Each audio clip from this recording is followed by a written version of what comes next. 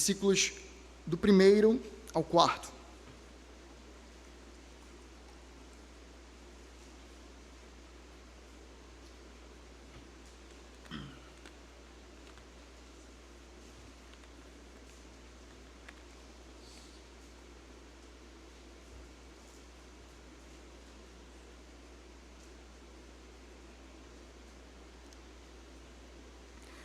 Apocalipse 15, do versículo 1º ao 4º, diz assim a palavra de Deus: Vi no céu outro sinal grande e admirável, 7 anjos tendo os 7 últimos flagelos, pois com estes se consumou a cólera de Deus. Vi como um mar de vidro mesclado de fogo, e os vencedores da besta, da sua imagem e do número do seu nome, que se achavam em pé no mar de vidro, tendo harpas de Deus. E entoavam o cântico de Moisés, servo de Deus, e o cântico do Cordeiro, dizendo: Grandes e admiráveis são as tuas obras, Senhor Deus Todo-Poderoso. Justos e verdadeiros são os teus caminhos, ó Rei das nações. Quem não temerá e não glorificará o teu nome, ó Senhor? Pois só tu és santo. Por isso, todas as nações virão e adorarão diante de ti, porque os teus atos de justiça se fizeram manifestos. Amém e amém. Santo e eterno Deus, nos dá a compreensão da tua palavra através da meditação e exposição dela. Te peço, Senhor, que nos use para o teu inteiro agrado e nos faça falar aos nossos corações da tua graça, do teu evangelho, para que possamos ser transformados pela tua palavra aos moldes do caráter de Cristo, santo e misericordioso. É nele, nosso Salvador maravilhoso, em quem oramos. Amém. Irmãos, hoje nós chegamos ao último sermão da série Cantando a Esperança. Passeamos aqui por vários dos cânticos da palavra de Deus, nos mostrando essa viva esperança em Cristo Jesus. Vimos no cântico de Moisés, o primeiro cântico das Escrituras, essa expectativa, cantando uma vitória que já anunciava ali no Egito, após tragar os inimigos do povo de Deus, pretensos inimigos de Deus, uma vitória que se consuma aqui agora no cântico, o qual nós escutamos e estamos meditando. Vemos aqui um cenário onde, mais uma vez, em um ciclo em Apocalipse, percebemos o Senhor fechar mais uma dos seus ciclos, observando aqui graça, poder e misericórdia da parte de Deus vitorioso, que se coloca mostrando a sua volta como um Deus gracioso. Ele aponta para um futuro, o qual muitas vezes, quando olhamos para Apocalipse, percebemos aqui um temor de dias ruins. E como bom milenista que sou, e que certamente muitos dos irmãos o são, também aguardam dias difíceis. Porém, nesse contexto, o que nós vemos brotar é uma esperança pautada na volta de Cristo. Nosso futuro não está como pensou-se talvez antigamente. E aí eu pergunto, como a sua geração imaginava o futuro da humanidade na Terra? Como é que a sua geração esperava que o futuro seria? Em 1989, quando o filme De Volta para o Futuro foi lançado, ele imaginava 2015, quantos anos atrás? 11. Que haveria carros voadores, skate flutuante, tênis que amarram sozinhos. Nenhuma dessas se concretizou. Na verdade, o tênis recentemente foi lançado uma versão sobre isso, né? Lá, eles pensavam também de pagamento por aproximação. Hoje nós temos, chegou. Ainda em 1989, nesse filme, percebemos uma expectativa num futuro que aponta para a tecnologia. A minha geração dos anos 90 também esperava um futuro um pouco tecnológico, talvez olhando para teletransporte, automações de várias áreas de trabalho, algumas delas chegaram, inteligência artificial chegaram também, um robô que faça faxina no nosso lugar, chegou. Na minha casa ainda não, mas já chegou. A geração atual deve pensar em uma vida digital por meio de avatares, no metaverso, entre outras coisas mais. Porém, a Bíblia, o texto sagrado, traz a própria imagem que pensa a respeito do futuro. A Bíblia mostra qual é a sua aposta sobre o futuro. E como conhecemos aqui, não é uma aposta de quem não conhece. É a mostra do Criador sobre como ele vê esse futuro.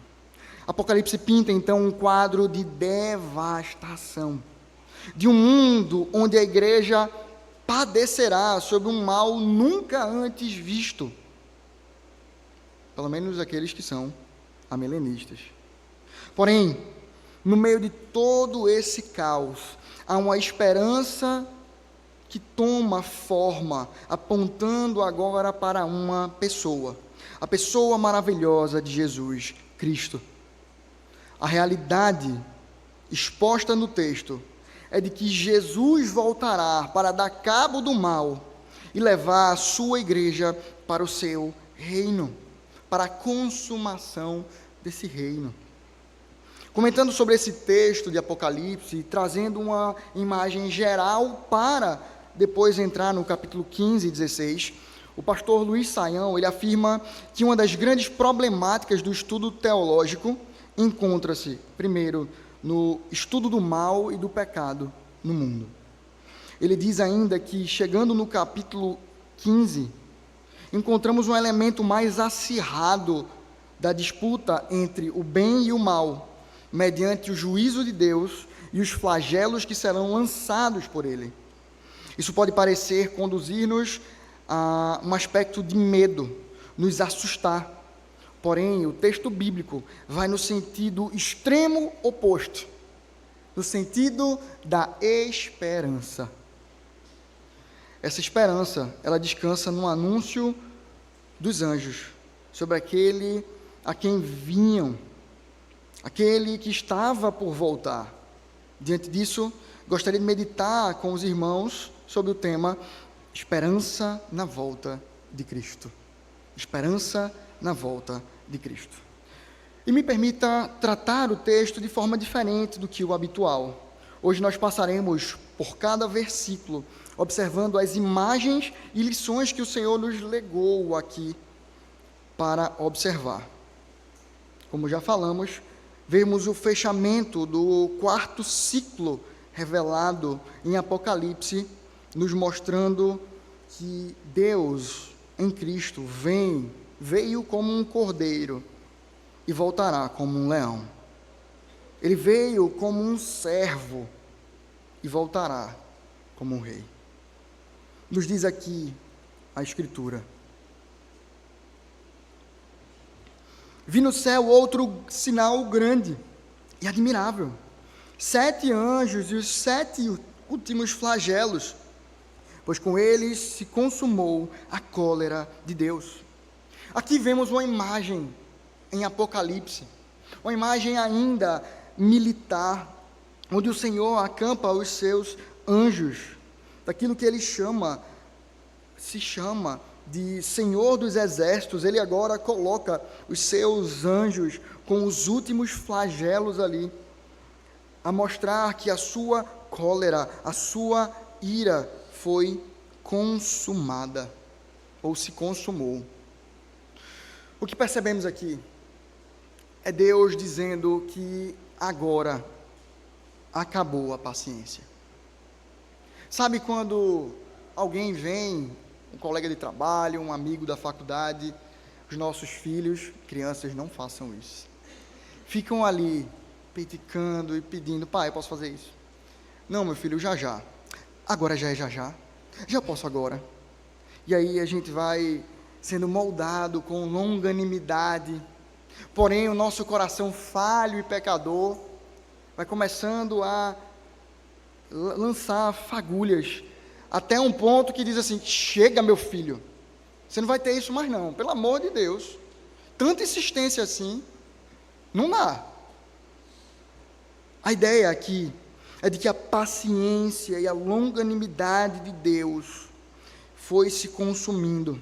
O próprio Apocalipse vai mostrar em um outro relato sobre um cálice que é enchido da sua ira, a ponto de que transborde. E a ideia é exatamente essa. Se eu pegar este copo, enchê-lo completamente e passar, vai transbordar. A ideia é de que não tem mais. O Senhor, Ele foi paciente e misericordioso até ali. E agora, Ele virá com a sua ira, a sua cólera virá a ser derramada. Isso aqui não parece trazer esperança. Mas o que nós percebemos aqui é de que essa cólera é derramada contra os inimigos de Deus e contra tudo aquilo que se opõe à igreja de Deus, nos trazendo aqui alívio. Cristo promete um alívio à nossa alma, enquanto Ele se coloca como nosso Senhor, Salvador e vingador. A imagem aqui nos mostra que nada passará despercebido pelo Senhor, quando Ele se levantar em sua ira santa, vale destacar, ira santa contra este mundo. Nada passará despercebido ao Senhor, nenhum mal que pudemos experimentar, fomos colocados para experimentar, nada passará diante do poder do Senhor, nenhuma condenação será absolvida, senão aquelas que foram pagas por Cristo Jesus. E é assim então que observamos o Senhor fechar o ciclo e nos apontar esperança na sua volta, nos mostrando que Ele encerrará o ciclo da influência do pecado sobre nós. E o que nos restará é a adoração ao seu nome e caminharmos com Ele. O versículo 2, ele nos mostra agora esse outro cenário. Tirando os olhos dos céus, João agora olha para o mar. E vê aqui um mar como um mar de vidro mesclado com fogo, e os vencedores da besta, da sua imagem e do número do seu nome, que se achavam em pé no mar de vidro, tendo harpas de Deus, cantam. O que nós observamos aqui é o Senhor amansar um inimigo. Nessa imagem simbólica, apocalíptica, que vemos nesse texto de João, vemos aqui o Senhor acalmar aquilo que mostrou em tempos a ira de Deus condenatória sobre o seu povo, sobre o povo, sobre os homens, defendendo o seu povo, na verdade. O Senhor abriu o mar vermelho, o seu povo passou, e os seus inimigos foram tragados. Vimos assim. Antes disso, em Noé, percebemos que o Senhor condenou a humanidade perversa por meio da chuva, de água. Essa imagem é clara. A relação dos judeus com a água não era dessa facilidade toda, eles encaravam aquilo como uma testemunha do poder de Deus. É por isso que para os apóstolos de Cristo, é de quebrar as amarras do seu coração, os seus olhos parecem cair as escamas e parecem perceber a grandeza de Deus em Cristo Jesus, quando ele diz: quem é este que ele fala e até as águas elas elas descansam, elas se acalmam? Quem é esse que domina o mar? Esse domínio é mostrado em mais uma vez quando ele anda sobre as águas, parecendo talvez que fizeste o mar de vidro, e que permite um outro Pedro também andar sobre as águas por um tempo em fé. O que nós vemos aqui é de que esse gigante, que simboliza a condenação, agora está amansado. Tempos atrás, Ana Paula, até ano passado, Ana Paula, ela trabalhava em Olinda. E às vezes, quando eu precisava do carro, eu levava ela até Olinda e voltava para ficar com o carro. E na orla de Olinda, às vezes eu encontrava algo que, para mim, simbolizava muito o mar de vidro. O mar calmo, sem nenhuma onda, mostrando tranquilidade. E às vezes eu deixava ela ir dirigindo para eu ir admirando ali aquele período, ou às vezes eu mesmo me perdia ali, olhando aquilo. Porém, aquele mar ainda, quando de uma maré mais alta, batia nos diques e levantava e quebrava alguns equipamentos públicos, mostrando que ele ainda tinha ira, e que ele ainda mostra que há um furor. E aí, talvez, conhecendo o Inema agora, eu tenho uma nova perspectiva sobre esse mar de vidro. Tranquilo, sossegado, sem temor do mal. É assim que o Senhor revela à sua igreja o seu poder e a sua graça, nos dando esperança. O mar não será mais revolto e não trará mais condenação.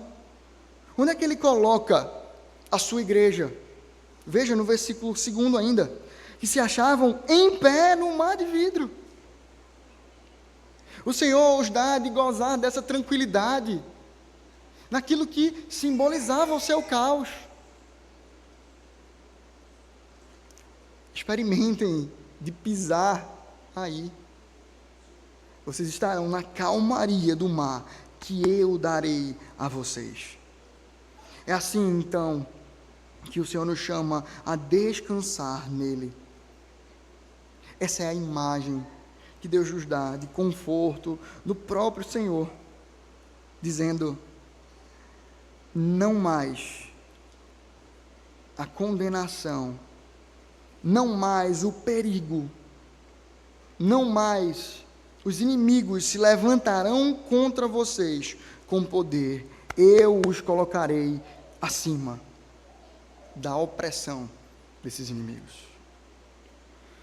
Essa é a imagem gloriosa que Deus nos quer legar, enquanto nos revela em Apocalipse que Ele voltará para nos buscar.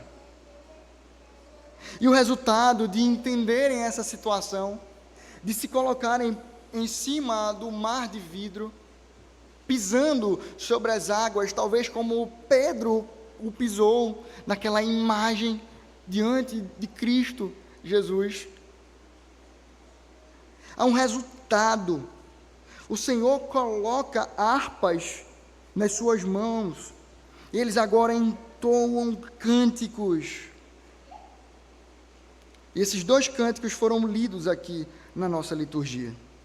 O primeiro cântico de Moisés, o primeiro que tratamos aqui, um cântico de vitória, quando o Senhor fez com que o seu povo fosse livrado do mal.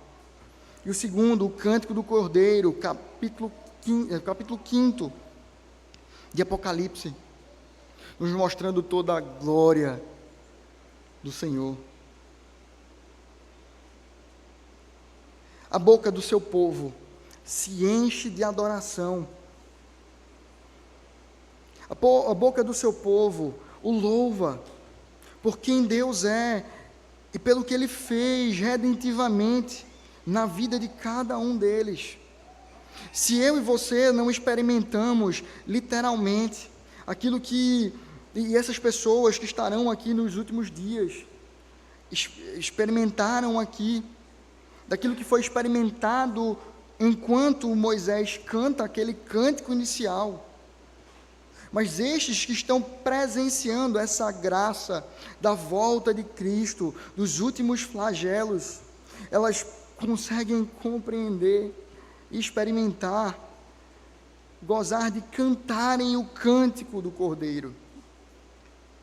Estarão maravilhadas por conhecerem a Ele. Estarão inseridas num grupo daqueles que cantarão como um grande e bonito coral celestial diante do Senhor, entoando as vitórias do Senhor, entoando a grandeza de Deus, entoando a liberdade em Cristo, dada a todo aquele que nele crê. Esse é o conteúdo que guarda o coração do povo que espera na volta de Cristo. Esse é o conteúdo dos cânticos que serão celebrados e são agora celebrados na expectativa da vinda de Cristo. Quando esperamos a Cristo voltar, nós cantamos o que Ele fez e quem Ele é. Por isso, meus irmãos, enquanto encaramos as adversidades do dia a dia, não enchamos a nossa boca de maledicências, não enchamos a nossa boca de murmuração, mas de esperança, enquanto cantamos que a nossa esperança não está única e exclusivamente nesta terra, mas em Cristo, que tem domínio sobre tudo. Se os dias são maus, e eles podem e continuarão a ser maus até a vinda de Cristo, enchamos as nossas bocas para louvar ao Senhor de graça e misericórdia. E o que nós observamos então, eles passarem a cantar junto ao cântico de Moisés e o cântico do Cordeiro grandes e admiráveis são as tuas obras, Senhor Deus Todo-Poderoso. O que eles observam aqui é a grandeza do que Deus fez por eles e de quem Ele é. Não há quem possa fazer obras como as tuas. Esse é o apontamento do canto aqui. Grandes e admiráveis. Você já passou por uma construção que você olha assim e diz: rapaz, isso aqui é pura tecnologia. Isso aqui é uma obra de uma engenharia tamanha. Não sei aqui quem já teve a oportunidade de estar diante das pirâmides do Egito, ou visitar Machu Picchu, ou alguma outra construção que mostra, de certa forma, uma grandeza àqueles arquitetos e engenheiros, aquele povo que montou aquela obra com a tecnologia que tinham. Quando olhamos os montes, a vida humana, quando vemos a obra da redenção, não há ninguém que tenha poder para criar todas essas coisas e executar esta obra. É isso aqui que compõe o coração desse cântico, quando ele diz: grandes e admiráveis são as tuas obras. Somente tu tens poder para fazer isso. Somente tu és grande para criar e executar. Ó Senhor, Todo-Poderoso. E complementa-se aqui dizendo: justos e verdadeiros são os teus caminhos, ó Rei das nações. Se por acaso podemos olhar para a Torre de Babel e ver nela um apontamento para o afastamento da glória de Deus, ou na verdade, uma direção para queremos fazer célebre os nossos nomes, o que nós vemos aqui é de que o Deus que faz todas as coisas, Ele é justo, Ele é digno de toda adoração, Ele é digno de receber glórias, sim, por toda a sua obra. E aqui, Ele arrebanhará aqueles que Ele fez enxergar a sua justiça, e arrebanhou para serem chamados filhos dele para todo sempre. Esse que é Rei das nações nos chama de filhos, e nós podemos chamá-lo de Pai.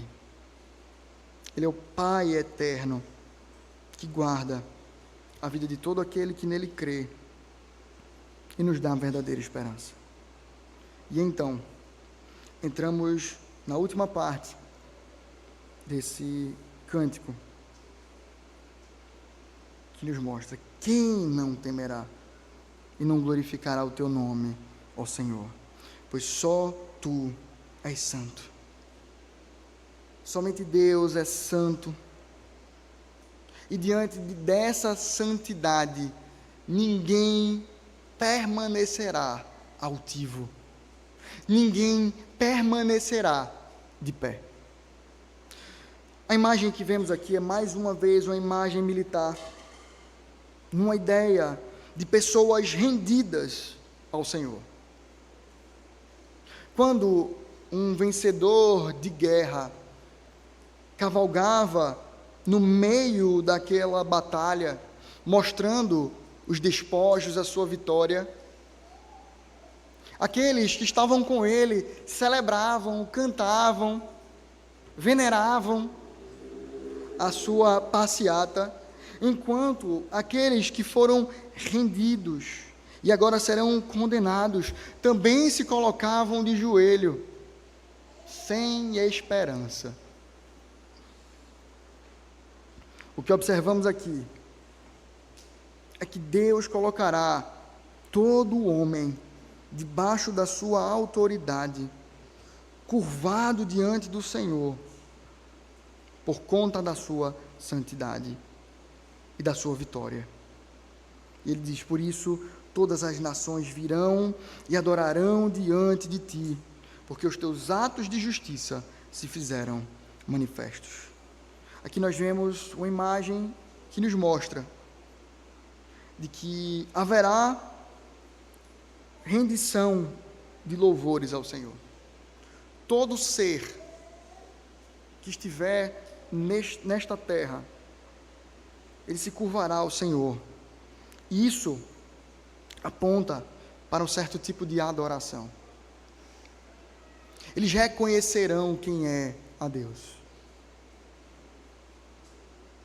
Porém, a imagem que percebemos aqui, passando desta, é de que o Senhor reunirá do meio das nações adoradores para Ele, que o adoram em espírito e em verdade, e ali serão manifestas os atos de justiça de Cristo para com o seu povo. A justiça que Cristo arrebanhou para nós no seu ministério será evidenciada enquanto ali estaremos diante do nosso Senhor, lavados pelo seu sangue.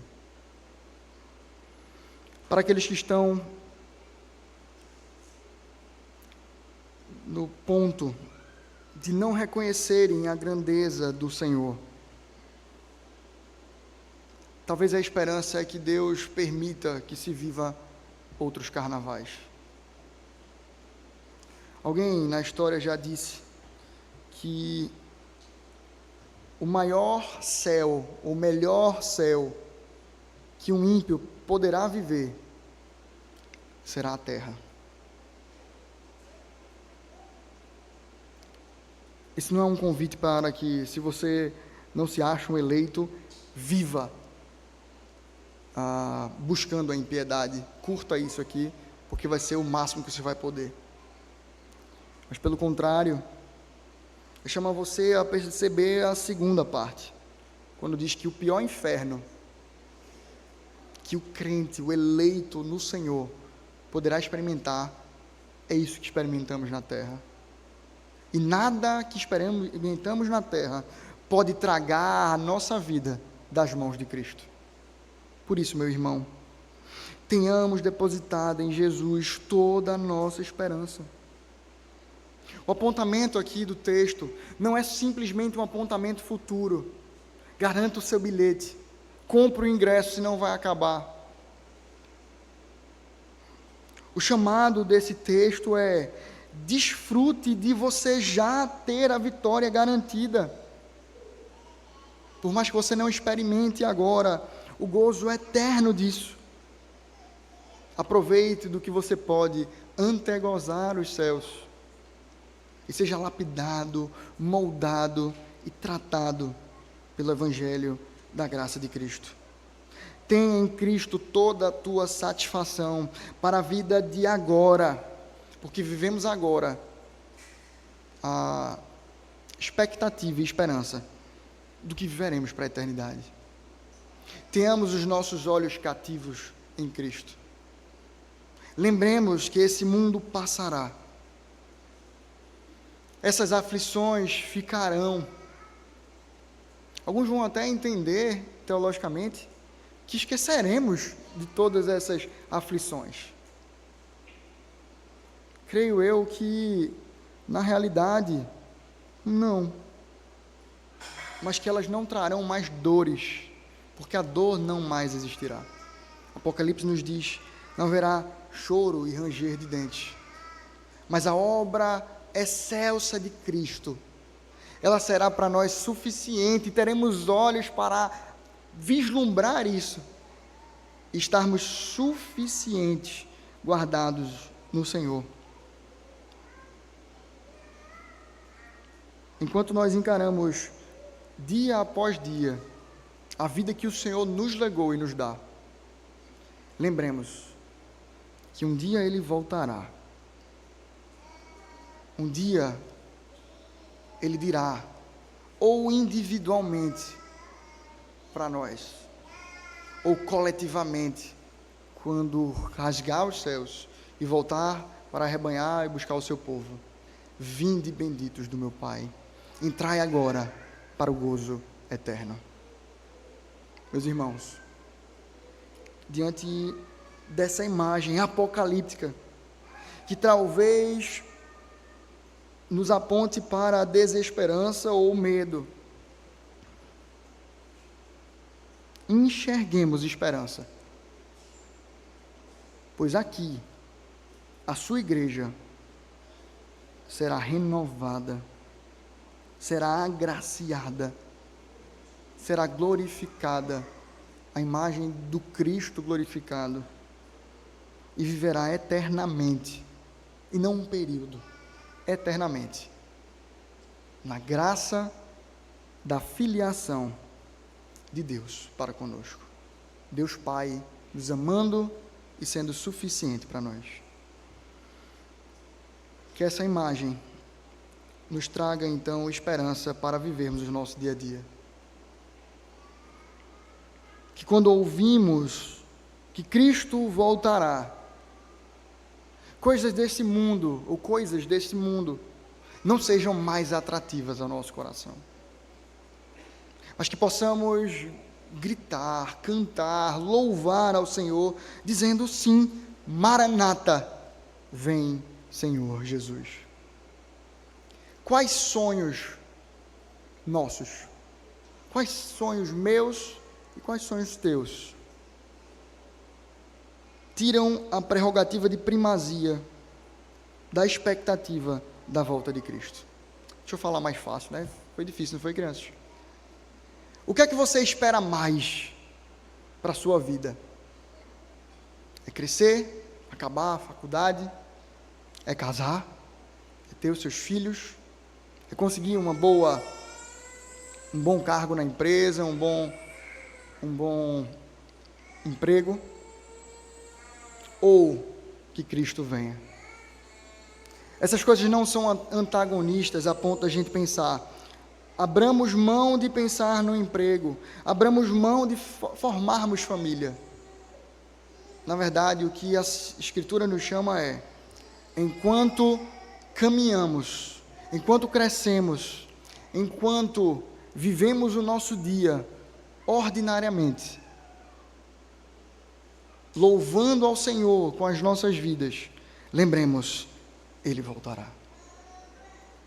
Que essa esperança cative os nossos corações e nos faça esperar a volta de Cristo. Vamos orar? Santo e eterno Deus, obrigado, Pai, por mais um dia. Obrigado, Senhor, pela Tua boa e santa palavra.